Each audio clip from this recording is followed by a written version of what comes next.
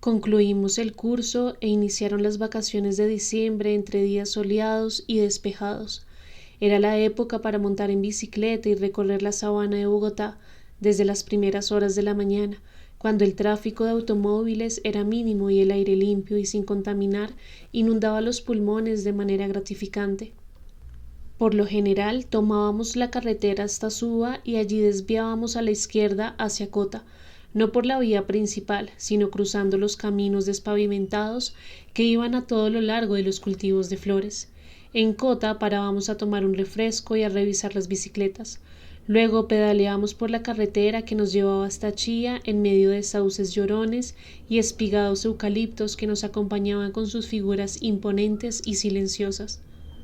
En Chía torcíamos a mano derecha antes de entrar al pueblo y regresábamos a Bogotá por la autopista del norte a toda marcha, exigiéndonos al máximo para dejar atrás a aquellos que no podían mantener el ritmo intenso que imponían nuestras bicicletas engrasadas y bien calibradas. Éramos competitivos porque en la adolescencia las posiciones se definen a pulso, por méritos propios. Por eso el que en esa etapa es considerado un imbécil, aunque después triunfe en sociedad y alcance altos honores, cuando se reencuentre con sus viejos amigos de juventud volverá a ser el mismo idiota de siempre. Es una edad maravillosa porque hay que demostrar coraje y ganas de vivir. Se es lo que es, sin trucos. A mediados de diciembre, una semana antes de Navidad, un escándalo agitó los ánimos de los vecinos del barrio. El asunto comenzó en secreto y tuve el privilegio de estar al lado de los protagonistas y de acompañarlos en el momento decisivo, cuando fue preciso entrar en acción. Estábamos con Bruno haciendo algunos pases con el balón de fútbol y llegó de improviso su hermano menor, Alfonso, que tendría por aquel entonces 11 o 12 años. Estaba nervioso y asustado. Se acercó a nosotros, se sentó en un tronco de madera a observarnos unos minutos. Respiró profundo y le dijo a Bruno: «Tengo que hablar contigo». «¿De qué?», preguntó él pateando el balón hacia arriba. «Es importante». «¿Qué tan importante?». La pelota bajó y Bruno la cabeceó hacia el frente, donde yo la guardaba. «Muy importante». «¿En serio?», dijo él mirando a su hermano pequeño por primera vez. «Sí».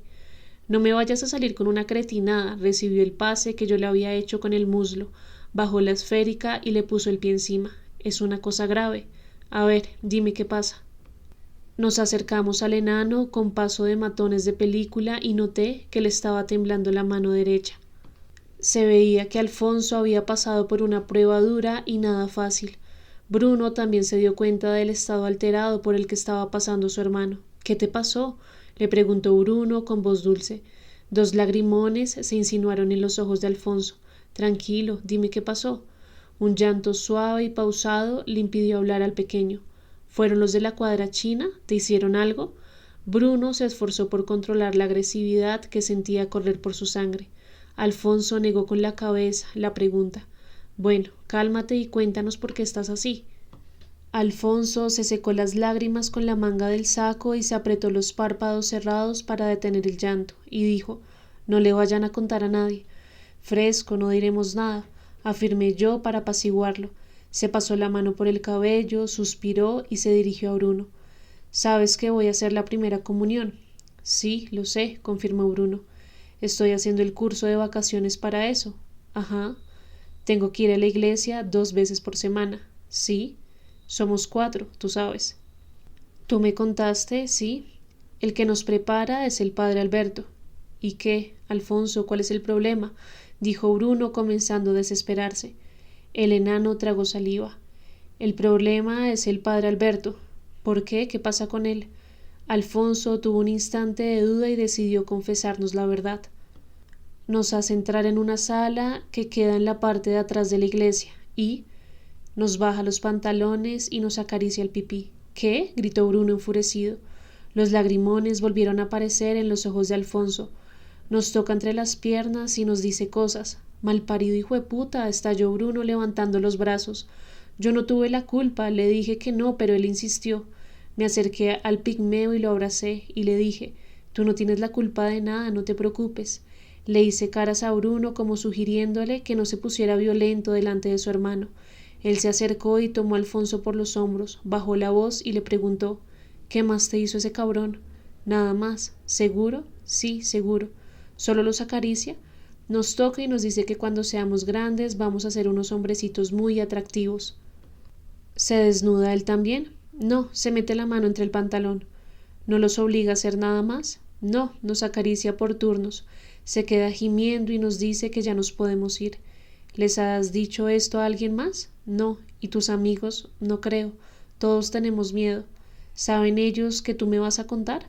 Sí, decidimos hablar contigo para que nos ayudes. Bruno lo estrechó entre sus brazos. Claro que te voy a ayudar, enano, para eso soy tu hermano. Lo mejor era actuar cuanto antes. Le explicamos a Alfonso que regresara a casa y que dejara todo en nuestras manos. ¿Qué van a hacer?, nos preguntó Alfonso. Bruno le respondió con la voz calmada pero firme. No te afanes, vete para la casa. Yo te garantizo que ese hijo de puta no se te va a volver a acercar. Alfonso se fue y nos quedamos Bruno y yo solos con el balón de fútbol entre nosotros, y dije: vamos a darle una paliza enseguida, no lo pensemos, no es suficiente. ¿Cómo así? Necesitamos ponerlo en evidencia. ¿Qué vamos a hacer entonces? Lo rompemos de la cabeza a los pies, lo amarramos, lo traemos aquí y ponemos a la gente al tanto de lo que sucedió. Me encantó la idea. Era sano abrir la alcantarilla para que entrara aire fresco y no dejar pasar semejante atrocidad por debajo de la mesa. Dejamos el balón en mi casa, metí una soga en el bolsillo de mi chaqueta y nos dirigimos con Bruno hacia la iglesia. No sabíamos los horarios del padre Alberto, así que nos quedamos afuera, en los jardines de la entrada, sentados en un banco de cemento planeando de qué manera íbamos a golpearlo. Llevábamos 2 horas allí sentados cuando de pronto, acompañado por una mujer joven que cargaba un bebé en los brazos, hizo su aparición en la puerta de la iglesia. Ahí está, dijo Bruno poniéndose de pie. Es mejor si está solo, advertí. Tienes razón. Acerquémonos a conversarle para que no se nos escape. La mujer se despidió y yo alcancé a gritar: ¡Padre, padre! El tipo se quedó inmóvil, con una sonrisa en los labios. Tendría unos 25 años y su estampa era delicada, de un amaneramiento manifiesto. Díganme, muchachos. Bruno caminó hacia él. Yo me quedé vigilando la zona. La mujer con el bebé en los brazos se alejaba apresurada hacia la carrera séptima. Escuché la conversación sin mirar los rostros de los protagonistas. Soy Bruno, el hermano de Alfonso. Él está tomando el curso con usted para hacer la primera comunión. El padre Alberto hizo memoria y dijo con voz aguda y afectada: Sí, claro, ¿qué puedo hacer por ti? Voy a ir al grano, maestro. Estoy enterado de todas las porquerías que usted les hace a él y a sus amiguitos. Hubo un silencio. Imaginé la cara del tipo pálida y los nervios haciéndole temblar las manos pequeñas y bien cuidadas. Ven, hablemos adentro. Yo no soy imbécil, a mí no me va a enredar con sus justificaciones hipócritas. Las cosas no son así, hijo, cálmate. Pensé, la voz lo delata. Bruno continuó: Solo quiero saber por qué. Si usted es marica, no se consigue un novio y deja a los demás en paz. No es así, hijo, porque tiene que aprovecharse de niños que no pueden defenderse. Hijo, por favor, eso no es cierto. A ver, maricón, explíqueme. Dios, estás muy alterado. Conmigo la va a ver negra, curita de mierda. Escuché el primer golpe y volteé el rostro para saber qué había pasado. El padre Alberto estaba de rodillas con la nariz entre las manos. Me dije: está perdido. Tiene la nariz fracturada. Pedazo de hijo de puta, no va a volver a acercarse a un niño en toda su vida. Bruno no siguió golpeándolo sistemáticamente, por partes, sino que se lanzó a un ataque frontal, desordenado, buscándole la cara, la boca del estómago y los testículos. 2 minutos más tarde el tipo estaba en el piso susurrando frases que no se comprendían, llorando y respirando ahogado, como si los pulmones se negaran a recibir aire. Bruno estaba transformado, como un perro rabioso fuera de control. Vi sus bíceps abultados y pulidos por tantas jornadas de pesas y flexiones de pecho. Era suficiente, el tipo estaba acabado. Me acerqué y le dije: vigila mientras amarro a este hijueputa. Bruno se levantó agitado y caminó unos pasos hacia la parte exterior de la iglesia. La calle estaba vacía. Até las muñecas del padre Alberto con los brazos atrás, en la espalda, como si fuera un ladrón o un asesino recién capturado por la policía. Me di cuenta de que tenía la cara destrozada por los puñetazos recibidos. La sangre empeoraba su aspecto. Andando, cabrón, a dar la cara. Le ordené al tiempo que lo ayudaba a ponerse de pie. No dijo nada ni preguntó a dónde lo conducíamos. Parecía embrutecido por los golpes. Cierra la puerta de la iglesia, le sugería Bruno. Mi amigo dio un tremendo portazo y nos llevamos al hombre a empujones y a patadas hasta la entrada del barrio. Mientras avanzábamos y los vecinos iban reconociendo detrás de las mejillas tumefactas y los ojos hinchados y ensangrentados el rostro de su sacerdote preferido, el del padre Alberto, un cortejo se fue reuniendo detrás de nosotros y el escándalo creció de calle en calle como un río cuya creciente desborda las aguas con un impulso incontenible. Nos detuvimos justo frente a la casa de Bruno. Eran las 6:30 de la tarde. Hacía frío y un cielo oscuro y nublado amenazaba con un recio aguacero.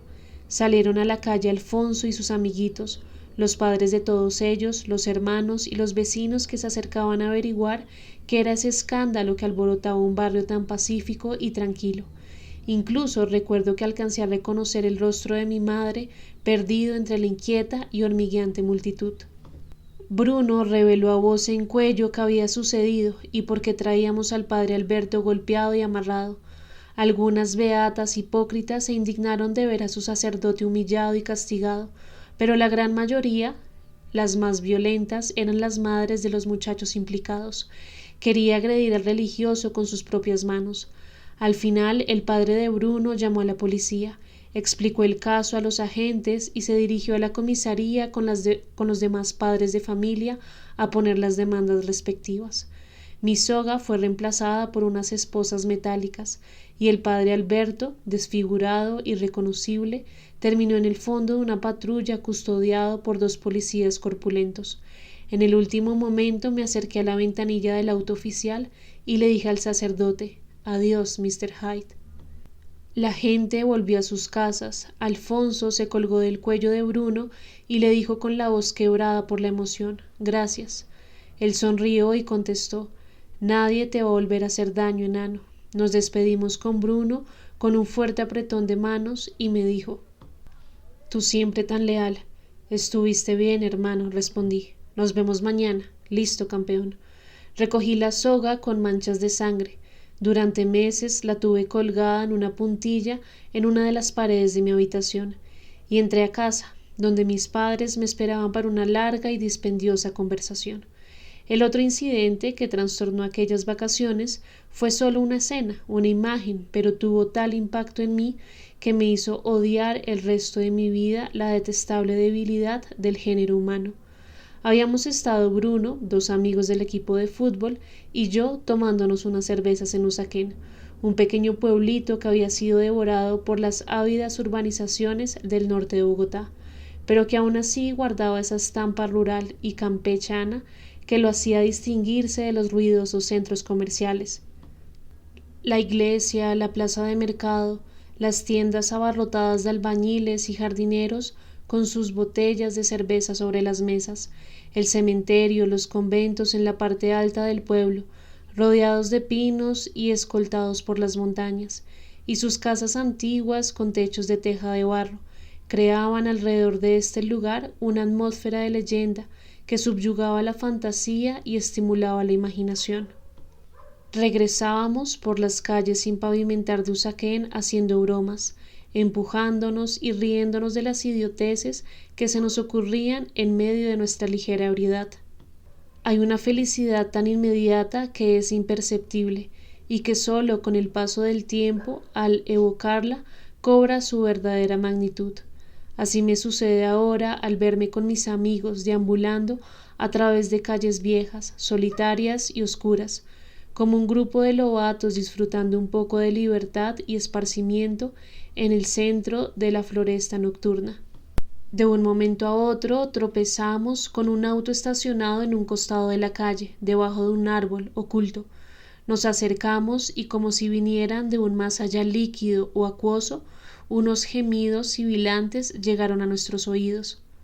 No supimos qué hacer y nos detuvimos en la mitad de la calle, entre sorprendidos y curiosos, entre inquietos y nerviosos. Nos aproximamos a las ventanillas empañadas del automóvil, un Land Rover color caoba destartalado y con las caras casi pegadas al vidrio. Divisamos entonces a una pareja besándose y acariciándose con afán, con ansiedad. La escena tenía algo grotesco que la ensuciaba y que le restaba su posible carga erótica, y era que el hombre intentaba ponerse encima de ella y no podía porque la borrachera se lo impedía. Parecía un muñeco torpe, una marioneta mal gobernada, un títere con los hilos rotos. Su cabeza golpeaba contra el vidrio del conductor, produciendo un sonido sordo y convirtiendo la acción en una suma de gestos ridículos, toscos, bufonescos. Nos íbamos a retirar cuando percibí en el fondo, semidesnuda y con el cabello revuelto, una silueta que me era conocida. Su nombre escapó de mis labios sin que yo pudiera evitarlo. ¿Mariana? Sí, se trataba en efecto de mi profesora de literatura, manoseándose a altas horas de la noche con un borracho, barrigón, calvo y deslúcido. Bruno se llevó a los otros compañeros aparte y me esperaron a unos cuantos pasos de distancia. Déjenlo solo, les ordenó. Yo no podía continuar mi camino. Algo me tenía allí inmovilizado, paralizado. Sentía indignación, rabia, celos, ganas de echarme a llorar. Mariana era para mí el ideal de inteligencia, de mesura, de rectitud, de equilibrio espiritual. La había imaginado muchas veces en una cena sensual, con un amante experimentado y romántico, muy enamorados los dos, ardientes, febriles y desenfrenados. Pero no así en la vía pública, con una bola de sebo embrutecida por el alcohol. Era demasiado. Toqué el vidrio del acompañante con los nudillos de mi mano derecha. El tipo detuvo sus movimientos extravagantes. Volví a golpear la ventana. Los dos recuperaron una cierta compostura y Mariana se arregló el cabello y se tapó los senos con la primera prenda de vestir que encontró a mano. Bajó la ventanilla y me reconoció. Tafur, ¿qué estás haciendo aquí? No sé por qué evoqué en ese preciso instante las frases que me había dicho Rogelio en nuestro primer encuentro en Vietnam. Nadie es sincero contigo, loco. Nadie es franco, nadie te dice la verdad. Cada uno te muestra un disfraz, te traiciona a la primera oportunidad, te vende por unas pocas monedas. Afuera nos espera un baile de máscaras. ¿Qué haces aquí? Volvió a preguntarme Mariana. Yo estaba con las manos en los bolsillos de mi chaqueta, quieto, como una estatua. La miré fijo a los ojos y dije con una voz neutra y tranquila: Buenas noches, Mr. Hyde. Eso fue todo. Me di la vuelta, alcancé a mis amigos y seguí caminando con ellos con paso lento, sosegado y sereno. No se atrevieron a hacer chistes, no me dijeron una sola palabra. Sabían que yo estaba afectado por lo que acabábamos de ver y supieron respetar la confusión que me embargaba. Con el paso de los días terminé no por odiarla a ella, sino a mí, que la deseaba con locura, a mí que me masturbaba en mi cama pensando en su piel delicada y en su melena desordenada, en sus senos redondos y en su boca jugosa, a mí que me excitaba el haberla visto como una mujerzuela licenciosa y grosera, a mí que la quería aún más después de haber descubierto la bestia inmunda que la habitaba. Capítulo 2. Los tres maestros. Las páginas anteriores me han reconfortado, me han fortalecido. Nunca había hablado con tanta sinceridad de mí mismo. Siento que voy haciendo una práctica de catarsis, de purificación, de limpieza psíquica. He terminado el primer cuaderno y me agrada haber confesado pormenores de mi infancia y mi primera adolescencia. No sé en qué estado lamentable estaría si el director de la cárcel no hubiera permitido amablemente el ingreso de los cuadernos, los lápices, los borradores y los tajalápices. También me ha permitido traer a mi celda desde la biblioteca los libros que yo desee, biblioteca que no es gran cosa, pero que me permite, no obstante, hallar de cuando en vez una buena novela o un autor ameno e ingenioso. Pareciera como si el director quisiera ser cordial y deferente con su prisionero escritor. De todos modos, debo reconocer que le estoy agradecido y que la única tranquilidad que calma esta angustia y esta ansiedad que mortifican mis nervios es la de la escritura, la de ir renglón a renglón, abriendo el corazón y vaciando el cerebro. No dudo ni por un segundo de que sin esta magnífica posibilidad de escribir, mi espíritu no soportaría la presión y sería presa fácil de las fuerzas avasalladoras de la locura.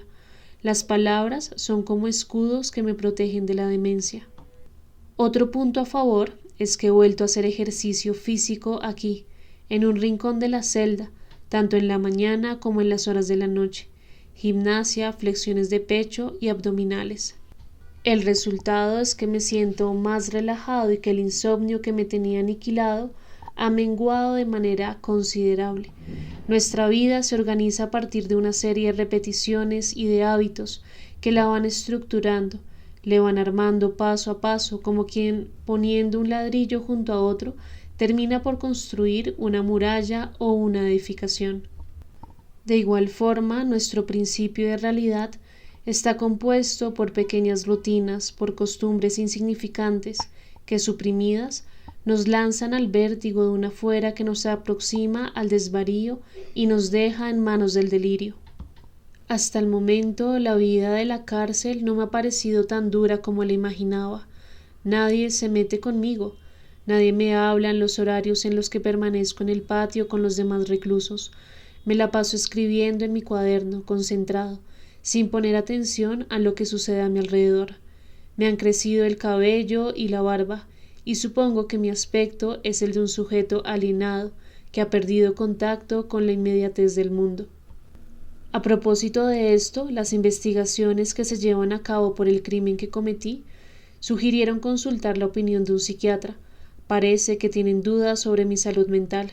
Es para morirse de la risa la actitud adustra y arrogante que adoptó el loquero que enviaron a entrevistarme. Era un gordito saludable, rosadito, bien peinado, con la corbata ajustada en el centro del cuello, con lentes a la moda agrandándole la forma de los ojos, con un bigotito recortado antes de llegar al labio superior y un timbre de voz bien estudiado para darle impresión de autoridad y seguridad en sí mismo. Buenos días, señor Tafur. He leído el expediente y su confesión completa, y necesito que me responda unas preguntas, por favor. Así comenzó la conversación el imbécil, con un aire docto y ceremonial. Decidí irme de frente, desarmarlo de entrada y ponerlo en su sitio. Detesto los individuos como usted, que esconden el fracaso de sus vidas detrás de esa apariencia profesional.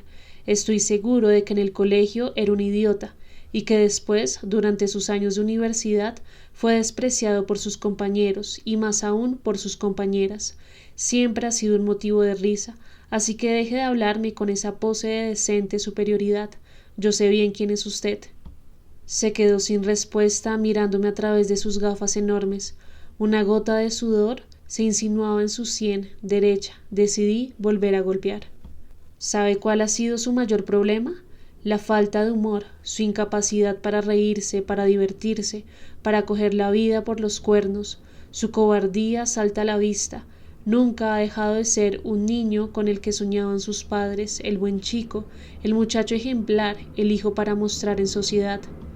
Es un gran psiquiatra, tiene que analizar a hombres muy peligrosos en la cárcel, dirán sus padres ante parientes y amigos cercanos. Qué majadero ha sido usted. Le escribieron el guión antes de nacer y lo único que ha hecho es venir a repetirlo dócilmente. No hizo cambios ni improvisó algunos apartes, no. Usted es lo que llaman un buen recitador, un actor de medio pelo, así que váyase a la mierda con su tono de joven psiquiatra que se va a hacer su trabajo, a timar ingenuos a otro lado. No supo qué hacer. Sudaba a chorros y tuvo que sacar un pañuelo y acercarlo a la frente y a las sienes para secarse la piel mojada y brillante. Alcanzó a balbucir. Tiene miedo de sanarse. Cree que su talento literario se origina en su enfermedad. No es así. Seguramente usted fue maltratado psicológicamente en su infancia y desarrolló lo que llamamos en el oficio un trastorno de personalidad múltiple. Quiero ayudarlo. Lo rematé para que me dejara en paz. Y me imagino que lo peor de la historia está en su trato con las mujeres. Torpe, mediocre, a medias. Los tipos como usted son timoratos, mojigatos, temerosos y dubitativos. Las mujeres bellas e inteligentes los aborrecen, los odian a muerte. el viejo cuento del chico pulcro que las deja insatisfechas, que lo abandonan para irse con otros que sí las hacen sentir mujeres y hembras de verdad. Un desastre. Mejor lárguese y dejemos esto así. No me joda la vida y yo no se la jodo a usted. El tipo estaba nervioso, vacilante. No había alcanzado ni a abrir siquiera una carpeta que llevaba para tomar notas. Me dio risa su rostro congestionado y ridículo. Lárguese, cretino, y escriba en el informe lo primero que se le ocurra. Esquizofrenia, brotes psicóticos o trastornos de personalidad múltiple. Me da igual, dije estallando en una carcajada feliz, histriónica.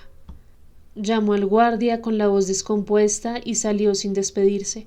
Me pareció descortés. Algo había aprendido, sin duda. Desde entonces me dejan tranquilo, escribiendo día y noche en mis pequeños cuadernos colegiales, alejado de los demás prisioneros. Me tienen aparte en una sección de celdas independientes y diminutas. Sospecho que estamos en este tramo de la cárcel los que tenemos comportamientos dudosos, los que quizás no estamos en nuestros cabales, los que tal vez estemos en tránsito hacia el manicomio. No me importa. Lo único que pretendo es reconstruir mi vida y dejar testimonio de lo que realmente me condujo al asesinato premeditado de un semejante. Dejemos por lo tanto de divagar y continuemos tejiendo, como una araña laboriosa que trabaja desde la mañana hasta el atardecer, y que no cesa en su empeño de concluir su telaraña fina y casi imperceptible, el hilo invisible de nuestro relato. Mariana se retiró del colegio. Pregunté por su número telefónico y su dirección, pero la secretaria del rector me informó que había tomado la decisión de salir de Bogotá y trabajar en un colegio femenino en Medellín. No tengo sus nuevos datos, lo siento, me dijo levantando los hombros. No quise insistir y ponerme pesado. Se había ido y punto, tampoco era el fin del mundo. Rogelio fue expulsado en la primera semana de clases. El prefecto de disciplina lo encontró fumando bazuco en los baños del colegio. Lo echaron sin consultarles a los demás profesores y sin citar a sus acudientes. El rector pronunció un discurso pomposo y florido sobre las buenas costumbres de las personas bien educadas. Rogelio no se defendió, agarró sus libros y cruzó el patio central sin mirar a nadie, contemplando el vacío que tenía frente a sus ojos. Solo cuando me vio pareció reaccionar, se detuvo y me dijo en voz baja: «Eres el único amigo que dejo aquí. Me vas a hacer falta, era verdad, sabía que lo iba a extrañar. Te quedaste sola en Vietnam. Va a ser más difícil sin tu ayuda». Se sonrió, nos estrechamos la mano y me dijo: «Cuídate el coco». Me dio tristeza verlo salir del colegio de esa manera, caminando despacio, como si no hubiera pasado nada. Me parecía increíble que los profesores y los alumnos no entendieran que el caso de ese adolescente era competencia de todos, que cada uno de nosotros teníamos la obligación de ayudarlo, de protegerlo, de adoptarlo. Él no estaba enfermo de drogadicción, sino de indiferencia y crueldad. Viendo la situación con justicia, los enfermos eran los otros, es decir, nosotros, que no sentíamos ni un asomo de solidaridad frente a la orfandad y el dolor ajeno. Sin embargo, las pérdidas de Mariana y de Rogelio pasaron a un segundo plano porque una experiencia aterradora llegó a mi vida y la partió en dos para siempre. Resulta que había descubierto un sitio para protegerme de las miradas curiosas cuando los ataques me cogían por ahí, vagabundeando de noche, el cementerio de Usaquén. Los muros que lo rodeaban medían apenas 2 metros de altura y eran fácilmente flanqueables. No había un celador custodiándolo en el horario nocturno, y adentro la falta de una óptica iluminación, las lápidas antiguas con los escudos heráldicos en alto relieve, el olor a flores viejas y los corredores angostos y sombríos se acomodaban a la perfección a las visiones fantasmagóricas que atormentaban mi cerebro y nublaban mi lucidez. No estoy seguro de cuántas veces salté esos muros para refugiarme entre las tumbas y no ser observado por los transeúntes. En pocas semanas el cementerio de Usaquén se convirtió en un refugio seguro, en una guarida donde me ocultaba para construir el fantasioso universo que me visitaba desde un más allá desconocido. Una noche de un sábado estaba arrojado en el césped del costado oriental, cerca de la fosa común. cuando escuché unas voces que parecían venir de la parte trasera del otro lado del muro. Me acerqué con cautela, bien agachado, y en efecto confirmé que en el taller de mecánica que colindaba con el cementerio se estaba llevando a cabo una extraña conversación. Usted lo traicionó, no lo puede negar, decía una voz firme y amenazante. Yo no fui, se lo juro, decía un hombre asustado, afectado por el terror. No venga aquí con cuentos, yo no fui. Don Gonzalo sabe todo, hermano. Tiene los datos completos. Usted fue el que nos traicionó. No nos venga con historias. Yo no fui. ¿No quiere hablar por las buenas? Espere, espere. Ya me estoy cansando. Déjeme explicarle. A mí no me explique nada, hermano. Dígame quién le pagó para que nos traicionara y listo. ¿Cómo así? Fácil, hermano. Solo necesitamos el nombre. No, espere, usted no entiende. Ya me mamé de esta mierda. Abra la boca, hijo de puta, que lo voy a quebrar. Espere, espere. Y le advierto una cosa, su muerte es lo de menos. Don Gonzalo me encargó que siguiera con su hija. ¿Qué? Mañana la voy a raptar a la salida de la escuela. La vamos a llevar con otras hembritas a la finca de Villeta. Vamos a hacerla gozar bien rico y luego la quebramos con un tiro en la nuca. A ella no la metan en esto. Esas son las órdenes, hermano. No sean miserables. Entonces díganos quién fue y punto. Me presionaron, me amenazaron. ¿Quién? Me dijeron que me matarían si no colaboraba. ¿Quién? La banda de López. ¿El gordo López? Sí. Yo sabía que eras hijo de puta. Me amenazaron feo, no tuve salida. Adiós, rata. No. Un disparo rompió el silencio de la noche. Yo estaba sentado en el piso de cemento del último corredor con los ojos cerrados, muerto de miedo, sin poder moverme. Quería correr y salir de allí cuanto antes, pero las piernas no me respondían, como en los sueños que está uno inmóvil en contra de su voluntad. Por fin logré controlarme y me arrastré hasta el corredor central. Caminé unos pasos más y regresé al prado donde había estado minutos antes, contemplando el cielo. Intenté tranquilizarme inhalando por la nariz y expulsando el aire por la boca varias veces seguidas. Tengo que salir de aquí, me dije mentalmente. Fue entonces, lo recuerdo bien, que una voz gutural dijo en voz baja a mis espaldas: ¿Te asustaste? Giré el cuerpo 180 grados con el corazón palpitando a toda velocidad y vi un hombre de barba negra y pelo largo sentado en una de las tumbas. No voy a hacerte daño, me dijo en tono paternal. Noté que estaba cubierto por un abrigo negro. Yo no salía de mi asombro y mi cara era seguramente una mueca de horror, porque el hombre volvió a decirme: tranquilízate, no te voy a hacer nada. No podía hablar, mis nervios estaban a punto de reventar. El hombre seguía sentado en una lápida con las manos apoyadas en las rodillas. Un par de minutos más tarde logré articular las primeras palabras. ¿Quién es usted? Esa pregunta me corresponde a mí. Estos son mis dominios. ¿Fue usted el que disparó? No. ¿Quién fue? Son ejecuciones que se llevan a cabo en el taller, entre bandas del crimen organizado. Tenemos que salir de aquí. No te afanes, metieron el cadáver en el baúl de un carro y ya se fueron. ¿Seguro? No te preocupes. De todos modos tengo que irme. Ahora pregunto yo, jovencito, ¿quién eres tú? Estaba volviendo en mí y el pánico inicial empezaba a desaparecer. Me dicen el loco Tafur. No pareces estar loco. Es solo un apodo. ¿Y qué haces aquí? Me gusta el lugar. Mentira. Lo necesitas. Estás empezando a depender de él. ¿Qué sabe usted? Te he vigilado. ¿A mí? No es la primera vez que vienes. Me quedé callado. Era verdad. Algo terrible te sucede, continuó él. Te he visto con la cabeza entre las manos, susurrando frases que no alcanzo a comprender. Vienes aquí a dejarte llevar por oscuras pesadillas. Sí. ¿Eres adicto a alguna droga? No. Entonces, es raro. Veo cosas, oigo voces. No sé qué me pasa en esos momentos. El hombre se puso de pie y se acercó a mí. Me tendió la mano.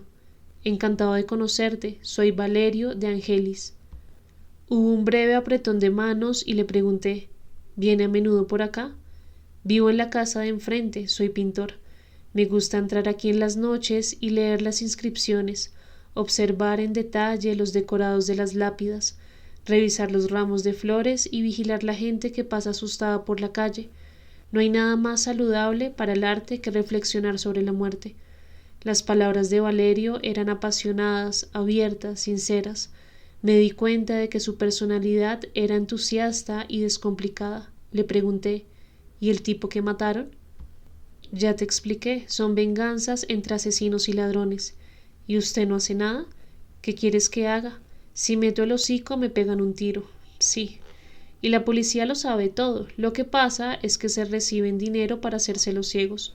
Uno cree que hay dos bandos y en realidad hay solo uno. Es cierto, me tengo que ir. ¿Cuándo piensas volver? No sé. Mi casa es la de la fachada azul, justo frente a la entrada del cementerio. Si quieres tomarte un café y conversar un rato, solo tienes que tocar el timbre. Gracias, hasta pronto. Sal por este lado, es más seguro, me dijo señalando el muro norte del cementerio. No bien alcancé la calle, empecé a correr para alejarme de aquel descabellado lugar.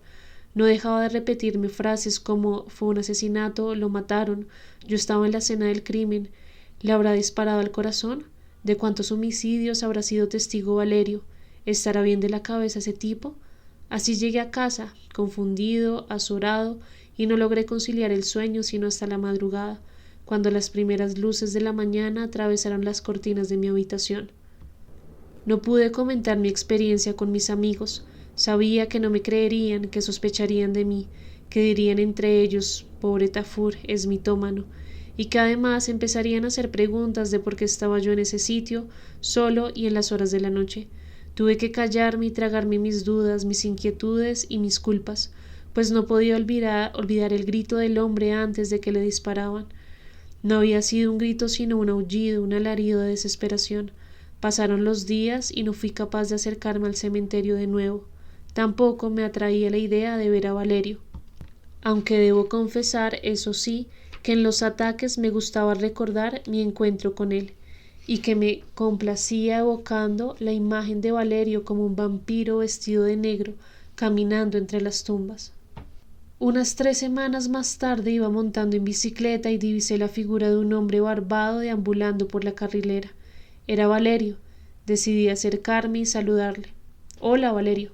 Se dio la vuelta y esbozó una sonrisa de buenos amigos. Llevaba el mismo abrigo negro abierto. ¡Qué sorpresa! El pequeño Robin, me dijo haciendo una broma sobre Batman y su joven amigo. ¿Cómo va todo? Eso te pregunto, ¿no has vuelto por la Baticueva? No es fácil, tú sabes. ¿Te has sentido culpable? Un poco, sí. Es normal. Se frotó las manos y aumentó la sonrisa. Bueno, ¿cuándo vas a visitarme? Me dijo alegremente. No sé. Quiero mostrarte algo. ¿A mí? Sí, te tengo una sorpresa. ¿De qué se trata? Si te digo, deja de ser una sorpresa. Dudé unos instantes y al fin me arriesgué. ¿El sábado? ¿Por la mañana o por la tarde? Preguntó Valerio. Por la tarde. Listo, te espero como a las 3. Ok. Me alegra haberte visto. Chao, Valerio. Giró y siguió caminando por la carrilera.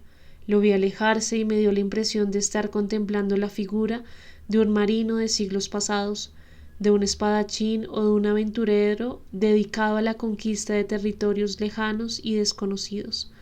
Asistí a la reunión con puntualidad. A las 3 exactamente toqué el timbre. La sola visión del cementerio me alarmó. Valerio estaba muy contento con mi visita. Me mostró su casa, me llevó de cuarto en cuarto y de salón en salón, hasta que regresamos al punto de partida, el patio de entrada. ¿Te gusta? Me preguntó. ¿No es muy grande para ti solo? Sí, un poco, pero es bueno tener tanto espacio, comenté. Hacía sol. Sacó una mesa y 2 asientos al patio y me ofreció una cerveza. Nos sentamos entre plantas ornamentales y arbustos de clima frío durante cerca de 1 hora. Conversamos de su vida, de la mía, intercambiamos datos triviales, nada profundo. Abrimos la segunda cerveza y Valerio me dijo: quiero mostrarte algo. ¿Qué es? Ven. Me llevó hasta un cuarto que no habíamos visitado, en el primer piso, en la parte más alejada y escondida del jardín. Abrió la puerta y encendió unos reflectores potentes que colgaban del techo. Era su taller de trabajo, pero yo no veía nada porque los lienzos estaban cubiertos por unas telas oscuras que los protegían. ¿Estás listo?, me dijo. Sí, contesté sin saber de qué se trataba. Y rápidamente, con una agilidad atlética, Valerio fue pasando de cuadro en cuadro quitando las telas protectoras. Fue un espectáculo impresionante y conmovedor que jamás olvidaré.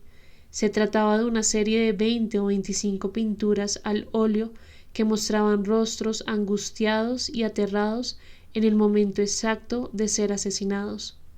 La mano homicida con el revólver aparecía difusa y distorsionada, pero los rostros de las víctimas estaban pintados en detalle, resaltados por una luz que los hacía resplandecer en medio de la desesperación. Me di cuenta de inmediato de que todos eran rostros de hombres y de que las ejecuciones eran siempre nocturnas, en un espacio abierto que no se precisaba bien cuál era. Mi emoción no tuvo límites cuando llegué al último cuadro y me vi descompuesto, agazapado en el piso, con los ojos cerrados, mientras al otro lado del muro un hombre joven aguardaba espantado el disparo final. Abajo aparecía el título, El testigo. «Soy yo», dije en voz baja. «Sí». «¿Ese es el hombre que mataron esa noche?» «Así es». Solo en esa obra Valerio había introducido una variante. El segundo hombre, el que estaba allí pero no va a morir, el que debe sobrevivir, el que debe cargar la culpa por no haber hecho nada en defensa de su semejante, el que permanece vivo con la muerte dentro de sí, el testigo, yo. Es un testigo pero no ve nada, dije pensando en voz alta. Exactamente. Sabe lo que está ocurriendo por las voces, por las palabras que se dicen la víctima y el victimario, y por la entonación con que se pronuncian esas palabras. Sí, es horrible. El verdadero sacrificio es él, dije señalándome en el lienzo. Valerio estaba serio, miró con atención su pintura y dijo: «No, no está sacrificado. Acaba de recibir una tremenda lección. Se ha asomado a la línea que divide la vida y la muerte, y acaba de constatar que esa línea es muy frágil y delgada, casi inexistente». Me hice a un lado y busqué la puerta. Necesitaba aire y sol. Valerio salió detrás de mí. Fui hasta el patio de entrada y me senté a la mesa a terminar de beberme la cerveza. «¿Qué te pareció?», dijo él tomando asiento. «Yo no sé mucho de arte. Si fueras un crítico te aseguro que no te preguntaría. Además, estoy implicado. Por eso mismo quiero saber tu opinión». Ordené mis ideas unos segundos. No quería tampoco que Valerio se llevara la impresión de que yo era un tarado. Como un espectador cualquiera, sin saber nada de técnica, siento que son cuadros muy hermosos, pero de una belleza difícil, funeraria, asfixiante, deprimente. Hay un toque perverso en esta belleza, una especie de deformidad, de monstruosidad. Es una belleza ligada al mal y a la muerte. Valerio suspiró y asintió con la cabeza. «Gracias». «¿Qué vas a hacer con ellos?», dije refiriéndome a los cuadros. «Son mi próxima exposición. ¿Tienes ya todo listo?» «Sí». «¿Dónde?» «En la Galería Milenio, en un mes». «¿Cómo se llama la exposición?» Valerio bebió su cerveza, hizo una pausa y dijo: «La hora de la verdad». Terminé mi cerveza, me levanté, le agradecí a Valerio su hospitalidad y su confianza, y salí a la calle todavía emocionado por lo que había visto. Caminé por la calle con las manos entre los bolsillos, al azar, sintiendo la libertad y el sosiego que dejan en el alma esas caminatas sin destino alguno. Se necesita talento para vagabundear así, sin propósitos, sin metas, sin puertos de llegada. 2 días después, el lunes en las horas de la noche, estaba viendo televisión desprevenidamente y de pronto el presentador del noticiero anunció: «Las autoridades están asombradas por un extraño crimen que se llevó a cabo ayer a medianoche en la parte exterior del cementerio de Usaquén. El pintor bogotano Valerio de Angelis fue asesinado a balazos por unos desconocidos en un taller de mecánica que colinda con el Camposanto al norte de la ciudad. Se desconocen los móviles de este homicidio». Me pegué al televisor atónito, desconcertado por la noticia. La señal en blanco y negro transmitía el momento del levantamiento del cadáver. Policías y enfermeros trasladaban el cuerpo de Valerio al interior de una ambulancia. Luego el presentador siguió anunciando otros sucesos. No podía creerlo. Hacía solo 2 días yo había estado con él. Habíamos conversado, habíamos visto sus cuadros magníficos, extraídos de una experiencia límite que solo yo había compartido con él. Habíamos bebido cerveza y habíamos iniciado una amistad que ahora se veía mutilada por su muerte repentina e impredecible. Apagué el televisor y oí su voz que me decía: se ha asomado a la línea que divide la vida y la muerte, y acaba de constatar que esa línea es muy frágil y delgada, casi inexistente. Me tumbé en mi cama y no pude quitarme de encima la imagen de Valerio con un disparo en el rostro, en un rincón, arrodillado, entre la chatarra oxidada y descompuesta. Lo peor era no poder hablar con alguien, no poder desahogarme, tener que soportar ese dolor que me carcomía las entrañas. Mierda, ahora entendía esos cuadros. Lo que había pintado en realidad era su propia muerte. Todos esos rostros angustiados y horrorizados eran su rostro. Todos esos nombres anónimos eran su nombre. Todas esas manos asesinas empuñando un revólver eran su destino inevitable. El círculo se había cerrado. No quise visitar la casa de Valerio ni volver por los alrededores del cementerio. En esos días estuve más solo que nunca, aislado, de mal genio, irascible. Asistí, eso sí, a la exposición. Sus familiares habían respetado el contrato con la galería y el deseo de Valerio de exponer aquellos cuadros, de sacarlos a la luz pública. Para los críticos no pasó desapercibida la relación entre los lienzos y la muerte del pintor. Lo vieron como una anticipación, como una profecía. No tenían ni idea de que eran imágenes reales, inmolaciones y sacrificios auténticos que había vigilado de cerca el propio Valerio, escondido entre las tumbas. Solo yo sabía la verdad, y ello me hacía sufrir de manera implacable y constante. Al llegar al cuadro final, me desintegré y empecé a llorar. Valerio había cambiado el título y había escrito El cómplice. Los críticos decían en el catálogo que se trataba de la iniciación del joven asesino, que no sabe aún cómo matar, del muchacho que siente miedo, que no se atreve a participar, que no ha sido dañado aún por las fuerzas oscuras de los hombres que lo dirigen. Una imagen de la inocencia y de la ingenuidad.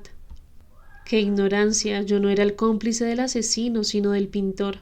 Me había convertido una noche, sin querer, en un amigo tan cercano e íntimo que nuestro vínculo, en efecto, era una soberbia complicidad, y ahora, después de su muerte, esa palabra tenía más sentido que antes. Salí a la calle deshecho, herido de belleza y de pavor, afligido, taciturno y desconsolado. Pensaba en una idea que me consumía por dentro. Sabía que en la muerte de Valerio, en sus lienzos, en su búsqueda estética, en su encuentro conmigo y en el cambio de título de la obra final, había un mensaje cifrado para mí, una misiva que nadie más podía interpretar, un aviso y una lección para introducirme en el terreno pantanoso del arte y del pensamiento.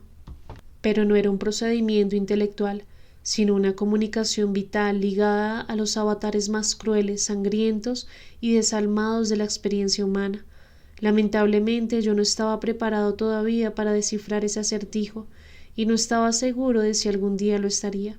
Quizás el genio de Valerio era demasiado inalcanzable para un individuo común y corriente como yo. En cierta manera, cuando salí de la exposición, estaba también huyendo, pues temía que alguien pudiera reconocerme. Al fin y al cabo, los críticos de arte me habían convertido en un aprendiz de matón, en un neófito criminal. Durante meses intenté pintar la escena de la muerte de Valerio, no pude. Mis manos no me respondían, no obedecían mis órdenes, no tenían talento. Las increpé, las insulté, las maldije por su ineficiencia y su ineptitud, pero nada, ellas seguían deslizándose por los bosquejos con una torpeza definitiva.